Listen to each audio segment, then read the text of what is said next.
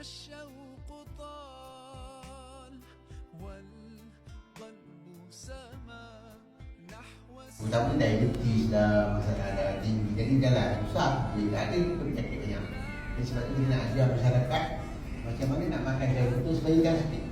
Dan bila kita sihat, kita sebenarnya mudah nak cari rezeki. Jadi kita boleh keluar dari masalah juga kan. Sebab tak ada siapa yang tak ada masalah kewangan. Saya ni tinggal sini banyak masalah. Tapi kalau saya sihat, insyaAllah kita boleh usahakan. Dan beza sikit bakul kita hari ni adalah kita bagi makanan-makanan sihat. Kita tak ada bagi biskut-biskut. Kamu tak biskut makanan tak sihat.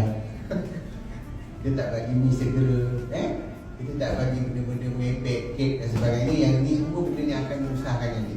Sebab kalau banyak sangat makan biskut, banyak sangat makan kek, banyak sangat makan makanan proses ni, dia akan dapat penyakit.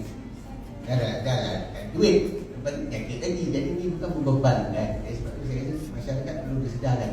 Dan itulah tugas satu adalah kita nak menyedarkan masyarakat. Sebenarnya kita perlu ada ilmu pemakanan.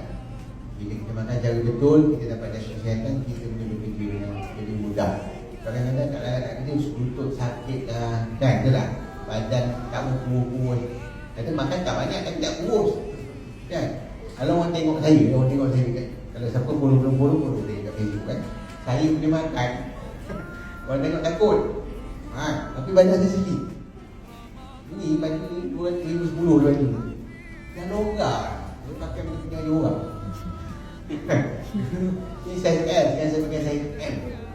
Dia punya pun beza kan. Jadi sebab apa? Sebab saya betul dalam makanan. Dulu saya ada penyakit juga.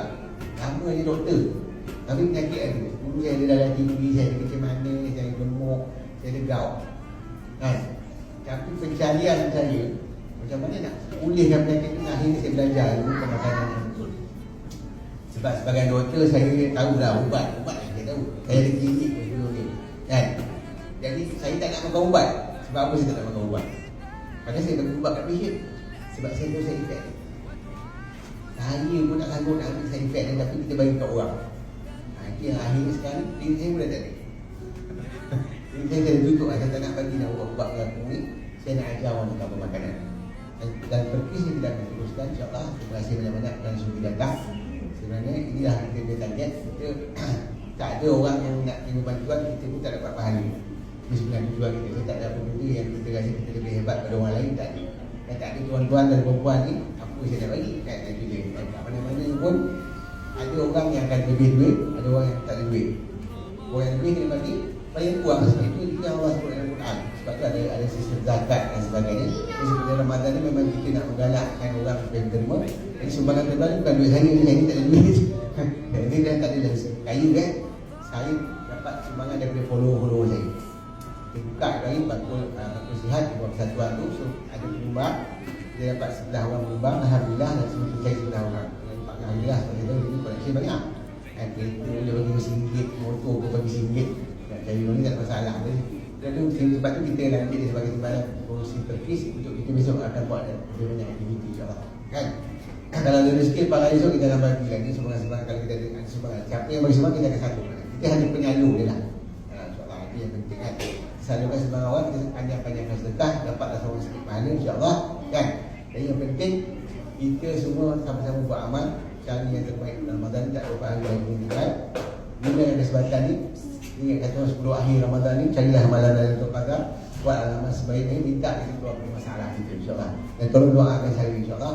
Saya juga perlukan doa tuan-tuan dan perempuan supaya saya juga selesaikan pokok masalah yang saya tengah tanggung. Semua ada masalah, tak ada masalah. Tapi semua ni boleh diselesaikan dengan Allah SWT. Yakin dia nak tolongkan kita bagi. Sebab kalau masalah kita sebesar dinosaur, kan? Besar dinosaur, jangan jadi orang, jadi Ultraman. Betul tak? Kan Ultraman dia lawan dinosaur. Macam itulah. Jadi maknanya kalau masalah yang sebesar segenggam garam, jangan letak dalam jug. Jangan masih. Kalau masalah tu sebesar segenggam garam, ambil garam tu campak dalam kolam. Masih tak air kolam? Tak. Begitulah masalah. Apa pun masalah yang hidup kita, jangan jadikan dia terlalu besar. Jadikan dia kecil. Dan ada penolong kita yang tak pernah tidur dan tak pernah kalah. Sebab Allah cakap kan, mintalah pertolongan dengan Allah. Asta'inu bis-sabri was-salat. Mintalah pertolongan dengan Allah dengan sabar dan salat. ulama tak percaya sabar itu adalah puasa. Sebab bila puasa ni sabar, tak nak makan sabar kan. Betul aja. So sebenarnya puasa dan salat adalah sebenarnya kaedah yang betul untuk tidak tular. Kalau kita ada masalah penyakit, dua juga kaedah yang betul untuk menyelesaikan masalah penyakit. Satu ialah berpuasa dan yang kedua ialah makan cara yang betul. Sebab tu lain pun kita ajar makan cara yang betul, makan apa yang Allah ajar dalam Quran. Apa yang Allah ajar dalam Quran ialah makan makanan asli, makan buah-buahan, makan biji-biji. Dalam kat Malaysia ada biji yang kita makan beras, sebab kita makan beras kan?